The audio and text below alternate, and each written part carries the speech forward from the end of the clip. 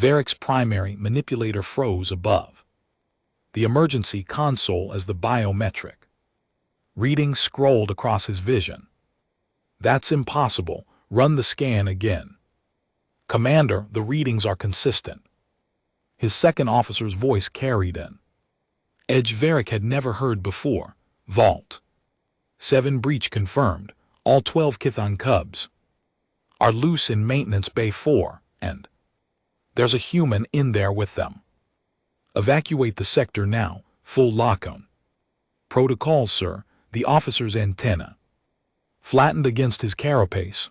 The human is the cubs are on top of her, completely covering her. She can't move. Varric felt his respiratory system stutter. Chthon cubs, the most lethal juvenile predators in 47 documented star system, the species that had conquered half the Andromeda rim before they were old enough to speak. The same cubs that had killed 3 handlers last cycle during a routine feeding, and they were piled on top of a human. Get me a visual. Get me the Chthon liaison. Get me every xenobiologist on the station. And he stopped as the security feed populated on the main screen. The human woman lay on her back on the maintenance bay floor, completely invisible beneath a writhing mass of chitinous bodies. 12 Chthon cubs, each the size of a Terran wolf, had swarmed over her sleeping form. Their razor-edged carapaces gleamed under the bay lights, their feeding mandibles flexed with each breath. How long has she been in there? Varric demanded. Her shift started 6 hours ago. She logged into Bay 4 to repair a coolant leak, and the officer checked his display. No further activity logged, sir. 6 hours. Varric's voice went flat. She's been under those cubs for 6 hours. Biometric scan shows she's still alive. Commander, heart rate is actually it's normal for human sleep patterns. That couldn't be right. Nothing was right about this situation. Varric had studied the Kion protocols personally when the Empire had agreed to station their cubs here for socialization training. The cubs imprinted on the first life form they encountered after hatching, an evolutionary adaptation that made them bond with their parents and learn hunting behavior. But these cubs had already killed their assigned handlers. They were scheduled for termination tomorrow, sir. If we attempt extraction and wake either the human or the cubs will imprint on her immediately. Varric finished. His mind raced through scenarios, each worse than the last. And if a human becomes the bonded parent of Chthon warrior cubs, the Chthon Empire will consider it an act of war. His officer completed. Quietly, the console chimed with an incoming priority signal. Varric didn't need to check the identifier. He already knew. Commander Varric, the voice that filled the bridge carried the weight of 300 conquered worlds.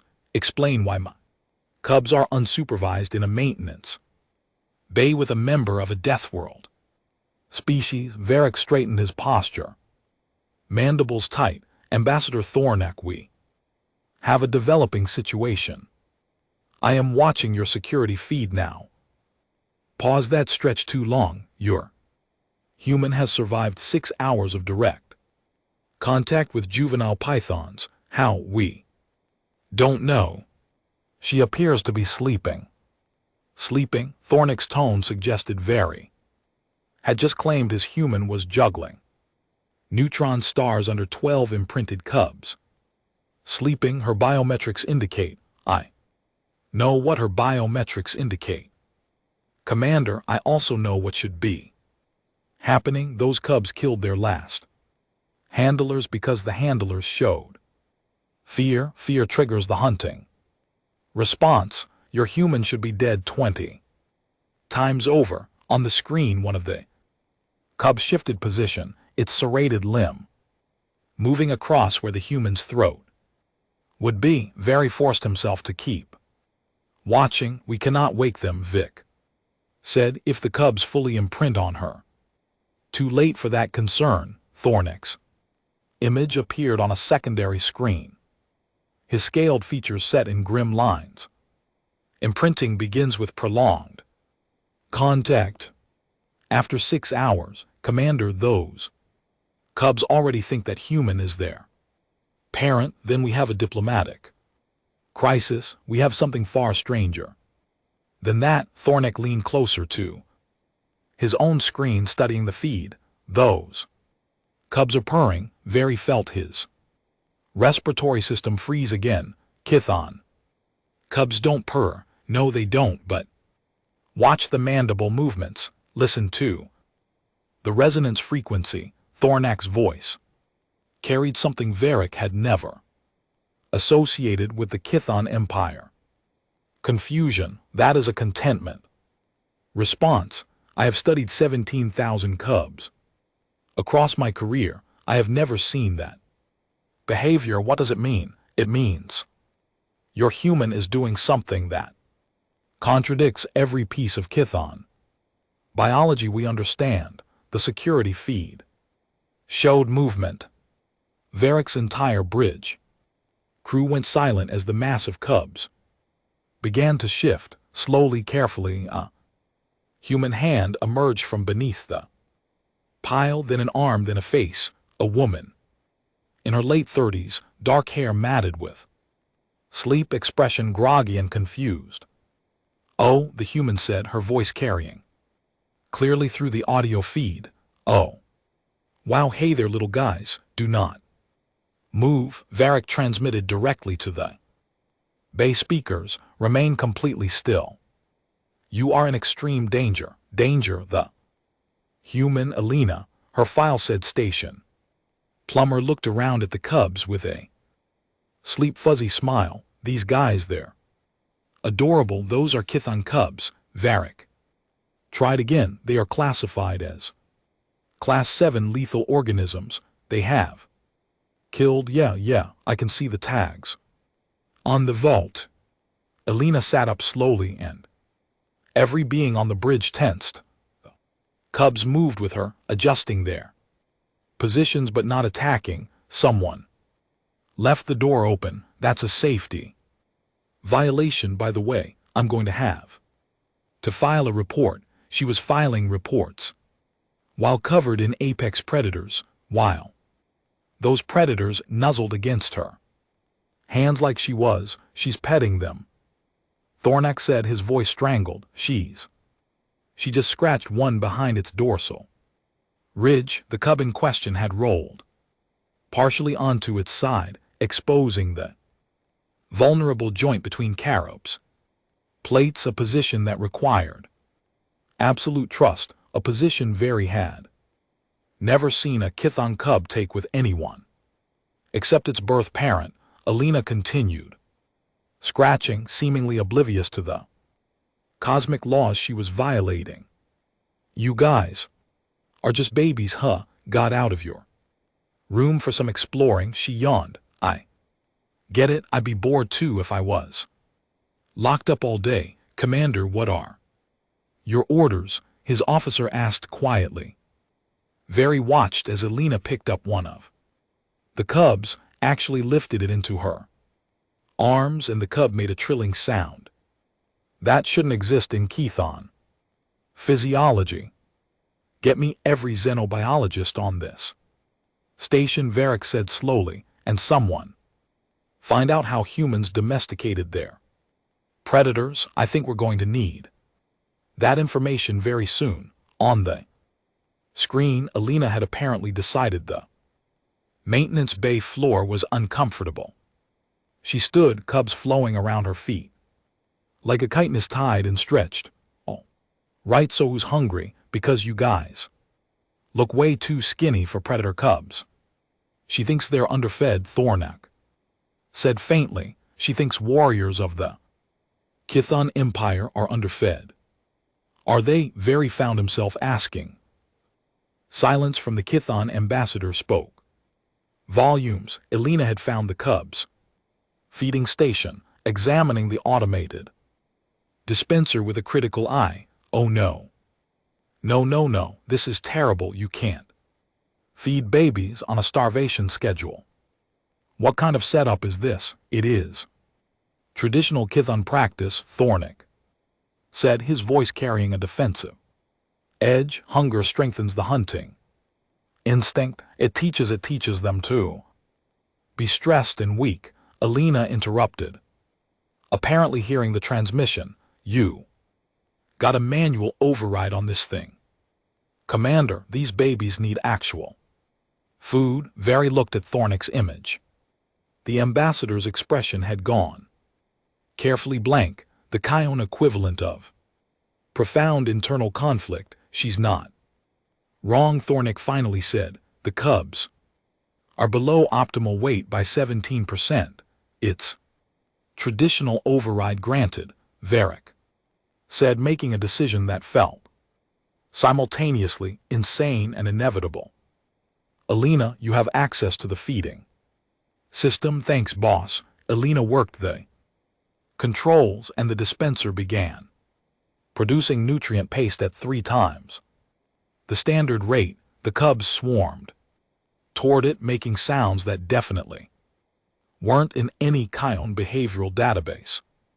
They were eating, not fighting over food, not establishing dominance hierarchy, just eating like normal babies. How is she doing this? Varric asked, not really expecting an answer. I don't know, Thorn replied. But I'm beginning to suspect my empire doesn't either. Elena watched the cubs eat with a practiced eye of someone who'd raised half a dozen foster dogs back on Earth. Yeah, you guys were starving, poor babies. She glanced up at the nearest security camera. Seriously, who designed this feeding protocol? Because we need to have words. Thornik's voice came through the speakers, tight with control defense. That protocol has been refined over 6,000 years of Kion tradition. Well, your 6,000 tradition is wrong. Elena scratched one cub behind its dorsal ridge as it finished eating. Back home we figured out you don't starve babies into being strong. You feed them right, socialize them properly, and they grow up healthy. Did that with wolves 40,000 years ago. These are not wolves. No, they're scarier, but the principle's the same. They're packed predators with social bonding instincts. Elena picked up another cub, examining its carapace. See these stress fractures? This is malnutrition damage, and this one's got a respiratory rattle. You're not making them stronger, you're breaking them. On the bridge, Varric watched his xenobiology team arrive, each face registering the same shocked expression.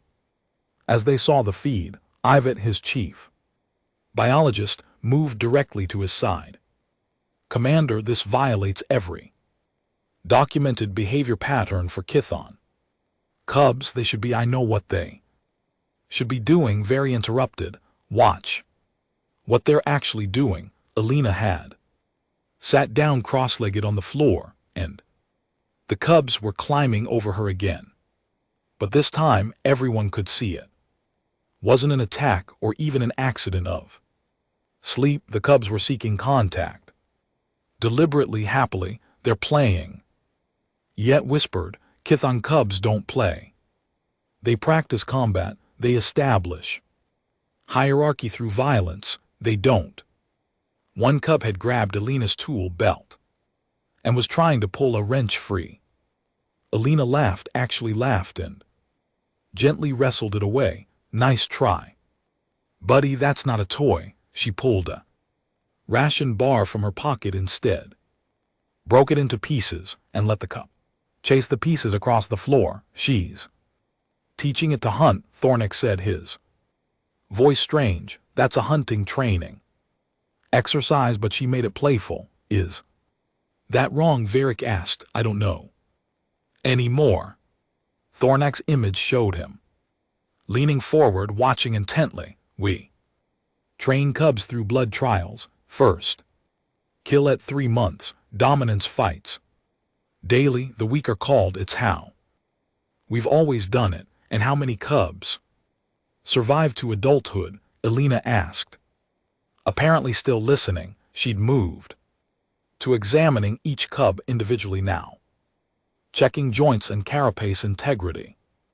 With careful hands, Thornek didn't answer immediately. When he did, his voice was quiet, 43%. It weeds out genetic weakness. It weeds out 57% of your population. Elena looked directly at the camera. That's not strength, that's waste. These babies are healthy, or they would be with proper care. You're killing them with tradition. You dare? Yeah, I dare. Because I'm holding a baby right now that you people were going to execute tomorrow for aggressive behavior. Elena lifted one cub, the smallest of the group. It nuzzled against her chest, making that impossible purring sound. This one scared, not aggressive. Scared because nobody ever taught him that the world wasn't just violence. Cub's eyes, 6 of them, were half closed in contentment. It's feeding. Mandibles, which should have been seeking flesh, were relaxed. Yvette's voice was barely audible. She's mothering them. Actual parental bonding behavior I didn't think humans could do. That cross species with something so alien. We did it with everything back home, Elena said simply. Wolves, big cats, bears, even reptiles. If it's a baby, we figure out how to care for it. It's kind of our thing. Thornek materialized on the station 6 hours later, arriving with an entire delegation of Chthon specialists. Varri met them at the docking bay, mandibles tight with apprehension. The situation remains stable, Varric reported. Elena has fed the cubs 3 more times. They've gained noticeable mass, no aggressive incidents. Take me to them. Thornek's tone allowed no argument. The maintenance bay had been transformed. Elena had raided station supplies to create what she called enrichment, scattered tools for the cubs to investigate, elevated platforms for climbing, even a water feature sheet rigged from a coolant pump. The cubs moved through this environment with an ease that seemed impossible for creatures raised in sterile vault conditions. Thornek stopped at the bay entrance, his entire delegation freezing. Behind him, Elena was in the center of the space, a cub draped across her shoulders like a bizarre scarf, while 2 others wrestled at her feet. She was explaining something to them in that Sengongi voice humans used with babies. That's right, gentle teeth. We don't bite our friends. Good boy. Yes, you're such a good boy. They understand her. One of Thornek's specialists breathed. Look at the behavioral responses. They're processing language context. Chthon cubs don't develop language comprehension until 8 months, another specialist said. These are 5 months old. Maybe they would develop faster if you talk to them instead of just throwing them in combat trials. Elena called out, waving at the group. Hey, there. You must be the cub experts. Want to come meet your babies properly. Thornek stepped forward slowly, and every cub's head swiveled toward him. Their postures shifted, not aggressive, but alert, protective. They've bonded with her completely, Thornek said. They see us as potential threats too. Their parent, well, you were going to kill them yesterday, Elena pointed out. So their instincts aren't wrong. She stood, the cub on her shoulders, adjusting its position with practice. Ease, but hey, let's try something, can. You crouch down, you're being all looming and scary. I'm a Chthon warrior. Ambassador, I do not crouch, then you're not meeting these babies properly, Alina. Shrugged and the cub purred, your choice, very watch something extraordinary happen. Thornak, decorated veteran of 40 campaigns, lowered himself to the floor. His specialists followed suit, creating a less threatening profile. Okay, babies, Alina said gently, these are Chthons too, like you. They're here to learn about you. Can we show them how good you're doing? She walked toward Thornak, cubs flowing around her feet. One, the smallest, the one scheduled for execution, approached the ambassador directly. Thornak extended a manipulator, and the cub sniffed it cautiously, then shocking everyone present, it rubbed its dorsal ridge against Thorn's scaled hand.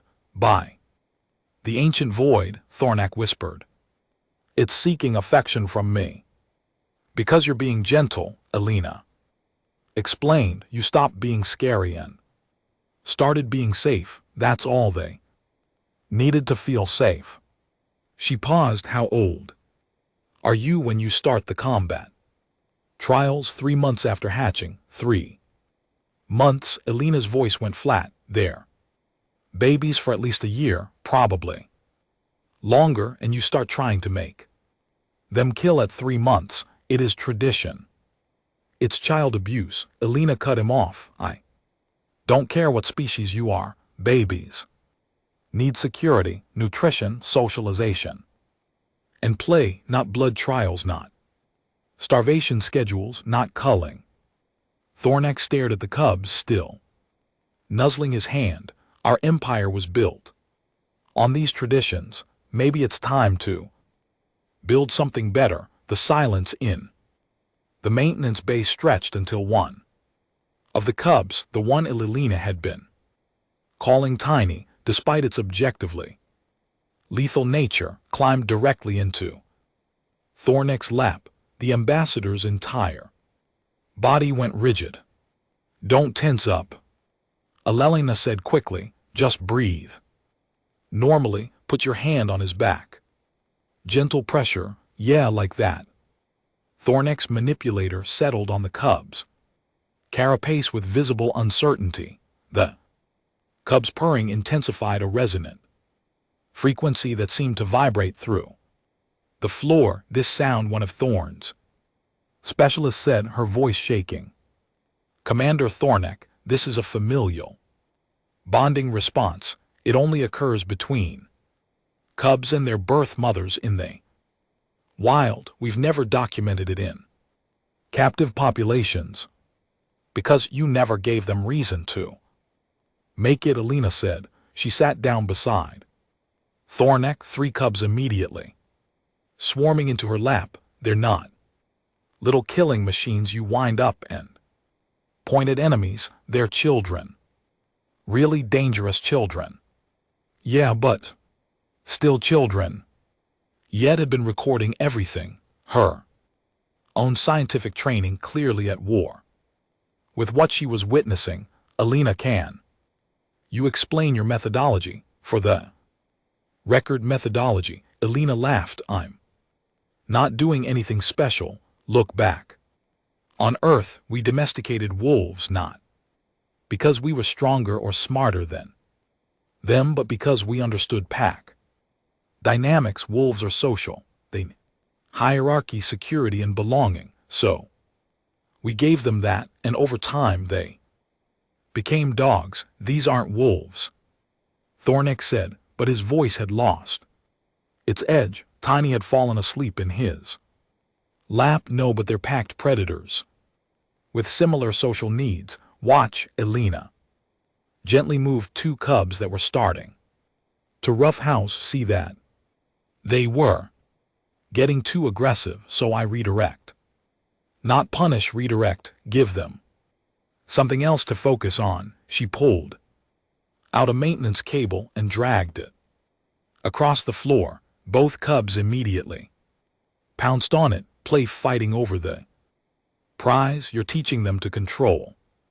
Their hunting instinct, another specialist observed, channeling it into acceptable play behavior. Exactly. They're babies, they need to learn boundaries, but through guidance, not trauma. Elena looked directly at Thornick. You want to know the real difference between your approach and mine? You were trying to make them afraid. I'm teaching them to trust. Thornick watched Tiny sleep, his manipulator unconsciously stroking the cub's back in a soothing rhythm. Our empire, we believe strength comes from overcoming fear, from surviving hardship. Sure, when you're an adult. But babies, Elena shook her head, babies who grow up afraid don't become strong. They become traumatized. They survive. Maybe, but they're broken, and broken things don't build empires, they just perpetuate cycles of violence. You're saying our entire cultural foundation is wrong. I'm saying your cultural foundation is eating your own children. Elena's voice was gentle but firm. 43% survival rate. Remember what happens to species that actually care for their young properly. Yvette checked her data pad. Among social predator species with active parental care, survival rates average 87 to 93% to adulthood. The numbers hung in the air like an accusation. Twice as many, one of the specialists whispered. We could have twice as many warriors, twice as many scientists, twice as many people. Elena interrupted. Not tools. People, that's the other thing you're missing. These babies aren't weapons you're forging. They're individuals with personalities and needs. She pointed to each cub in the turn. That one's curious, always investigating new things. That one's cautious, likes to observe before engaging. This one's a natural leader, organizes the others during play. And Tiny here, he's sensitive, feels things deeply. In your system he'd be called for weakness, but look at how he bonds, how he reads emotions. That's not weakness, that's emotional intelligence. Thornick's specialists were frantically taking notes, recording data, scanning the cubs. Their scientific detachment was crumbling as they watched behaviors they'd been taught were impossible. Commander Thornick, one specialist, said, his voice tight, the cub's stress hormone levels are 68% lower than baseline. Cognitive development markers are accelerated. Bone density is improving. This human's approach is producing objectively superior results in every measurable category. In 6 hours, another added, she's reversed malnutrition damage that should take weeks to heal because I fed them properly and made them feel safe. Elena said, that's it, that's the whole secret. Food safety, love. Same thing every baby needs, whether they're human, wolf, or galaxy-conquering space predator. Very had been observing from the bay entrance, but now he stepped forward. Ambassador, we need to discuss implications. If Elena's methods are this effective, then every Chthonka rearing facility in the Empire is operating on flawed principles. Thornick finished. He looked down at Tiny, still sleeping peacefully. Do you understand what you're asking? To overturn 6,000 years of tradition. To admit that we've been wrong. I'm not asking anything, Elena said. I'm just showing you what's possible. What you do with that information is up to you. One of the cubs brought Elena a tool, a sonic wrench she'd been using earlier. It dropped the tool in her lap and looked at her expectantly. Oh, you want to play fetch? Okay, buddy. Elena tossed The wrench gently across the bay. The cub bounded after it, retrieved it, and brought it back. Good job. Yes, such a good hunter. That's a cooperative hunting exercise, a specialist breathed. Retrieve and return. It's teaching pack coordination, but it's structured as play. The cub is learning essential skills while experiencing positive reinforcement. We teach that through live prey scenarios, Thornick said quietly. Cubs that fail to coordinate fail, and this way cubs that take longer to learn don't die, Alina countered. They just need more practice. Different individuals learn at different speeds. That's normal. Thornick stood slowly, carefully transferring Tiny to one of his specialists. The cub stirred but didn't wake, accepting the new holder. With drowsy trust, I need to contact the Empire Council. This changes everything, does it? Alina asked. Because I'm just a plumber, I fix pipes. I'm not a xenobiologist or a cultural expert, I'm just someone who knows babies need care. If I can figure this out, why hasn't your empire? Because we didn't want to, Thorax said, and the admission seemed to cost him. We built our identity on strength through suffering. To question that would be to question everything we are. Maybe it's time to question. Alina gestured at the cubs now playing peacefully throughout the bay. Look at them. Really look. Are they weaker because they're happy, or are they stronger because they're not constantly terrified? One cub scaled a climbing platform Alina had built, then called out to the others. They swarmed up together, coordinating their movements with fluid precision. At the top, they arranged themselves in a defensive formation, protecting each other's vulnerable spots. That advanced tactical positioning, specialists said, stunned. That behavior doesn't emerge until 12 months minimum. Emerges faster when they feel safe enough to focus on learning instead of survival, Alina said. She stood and stretched. All right, babies, who needs a bathroom break? Because I saw some of you doing the potty dance there. Toilet trained? Thornick asked faintly. Working on it. They're smart. They pick stuff up fast when you teach instead of just expecting them to figure it out. Through trial and error, Alina headed toward a corner she designated for waste elimination. The cubs followed in an orderly line. Good babies, we go potty in the designated area, and then everyone gets treats. Very watch Thornick's face cycle through a dozen expressions: shock, confusion, reluctant acceptance, and finally something that might have been hope. She's right, Thornick said. Finally, about all of it, we've been sacrificing our own children on the altar of tradition, calling it strength. He turned to his specialists. Document everything, every technique, every behavior, every result. I'm taking this to the council personally. They'll resist, one specialist warned. Let them. I have proof.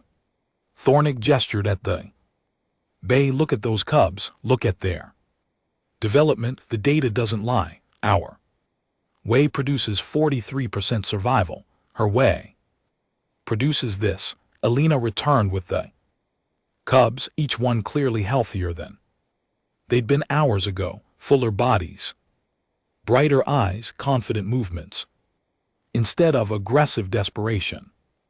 You're going to revolutionize your entire empire's approach to child rearing, Yvette said to Alina. Do you understand that? I showed them how to not abuse babies, Alina corrected. If that's revolutionary, your galaxy has bigger problems than I thought, she yawned. Speaking of which, it's been like 14 hours. I need coffee, and these babies need nap time. We've got a schedule to keep, a schedule, Thornak repeated. Yeah, consistent routine.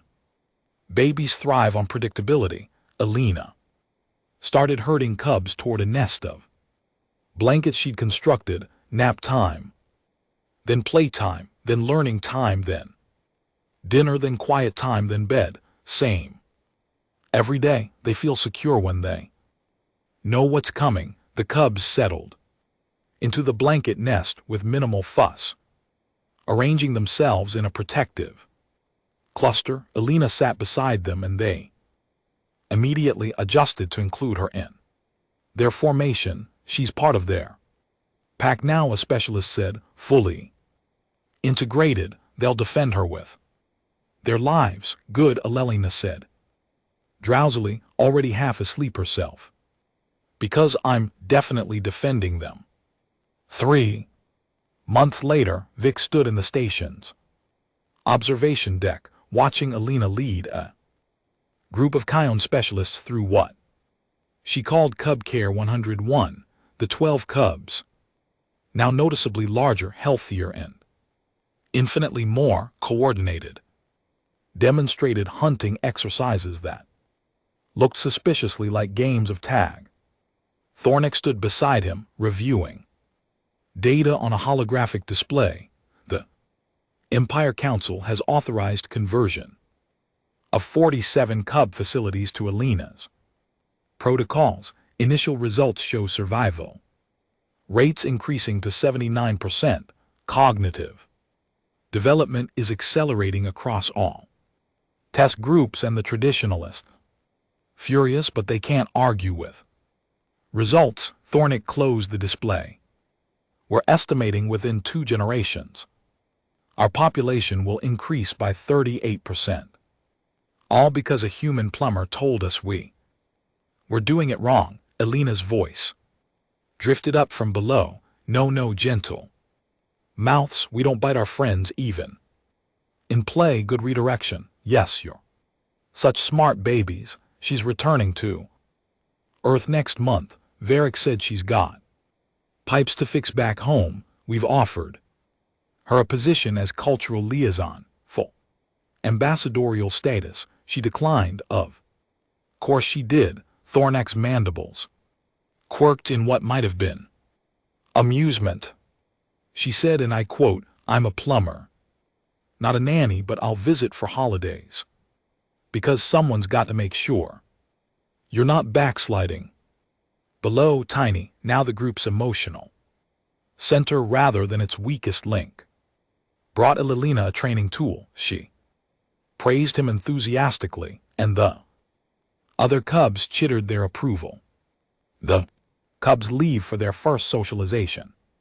Posting tomorrow, Thornak said, quietly, with proper handlers trained in Alina's methods. They'll be the first generation raised without blood trials, without starvation protocols, without culling. How do you feel about that?